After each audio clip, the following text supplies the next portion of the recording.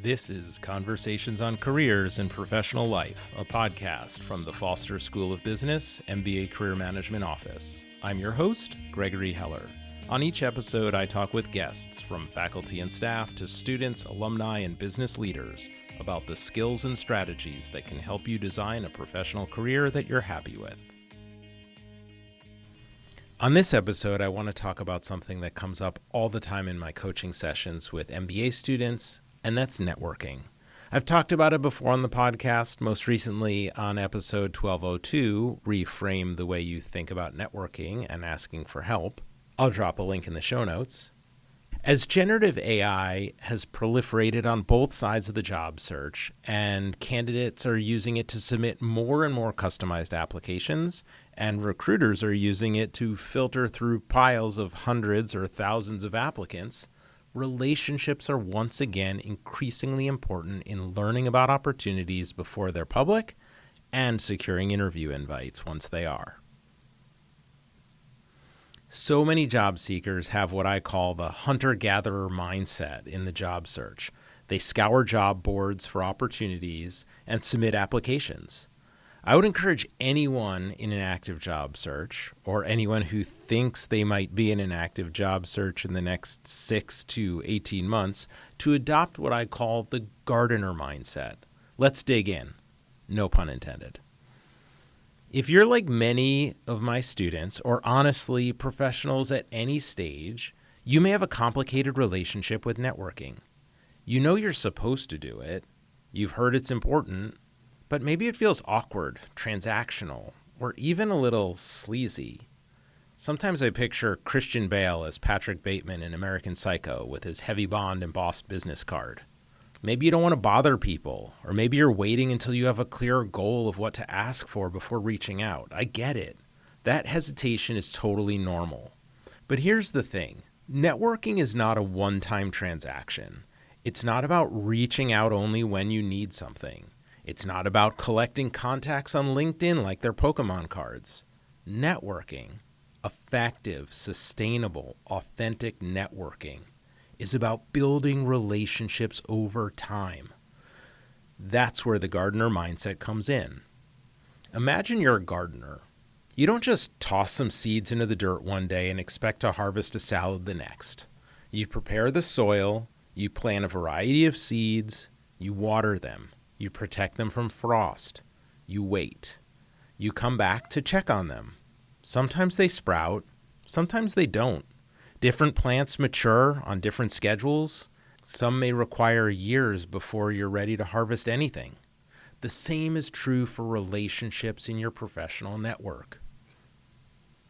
When you meet someone at an event or reach out for a coffee chat, you're planting a seed. Having that conversation is watering it. Following up with an authentic note is watering it. Another follow-up after you took some advice they gave you is watering it. Sharing an article or podcast with them or an update about your journey, that's watering it too. When you refer someone else to them or cheer on their LinkedIn update, that's tending to the garden. You're not always sure which seeds will grow or when they'll bloom, but if you keep showing up, nurturing those relationships, you'll start to see the garden take shape. And here's the beautiful thing. Relationships compound over time. Opportunities, referrals, mentorship, they often emerge from the people you've been in touch with for years, not just weeks. But you have to invest in those relationships before you need them. So how do you network like a gardener? It's like the old saying. When's the best time to plant a tree? 20 years ago. When's the second best time? Today. So here are a few quick tips. Start early. Plant seeds now. Just like a healthy garden will be diverse, you need a diverse strategy. Reach out to current contacts, reconnect with old contacts, attend events to make new contacts. Second, be curious, not transactional. Ask questions about their path, their decision points, what they've learned. I love Steve Dalton's Tiara framework for informational interviews, and that stands for asking questions about trends, insights, advice, recommendations, and assignments they're working on. You can listen to my conversation with Steve. I'll drop a link in the show notes.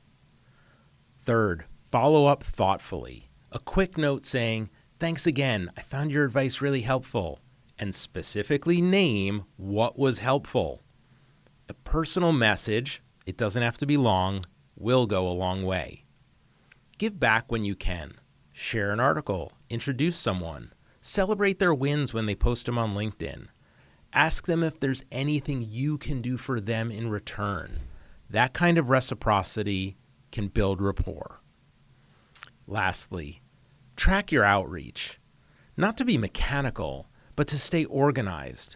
Relationships grow with attention. Especially when you're moving into a more active phase of your search, develop a system for tracking your contacts.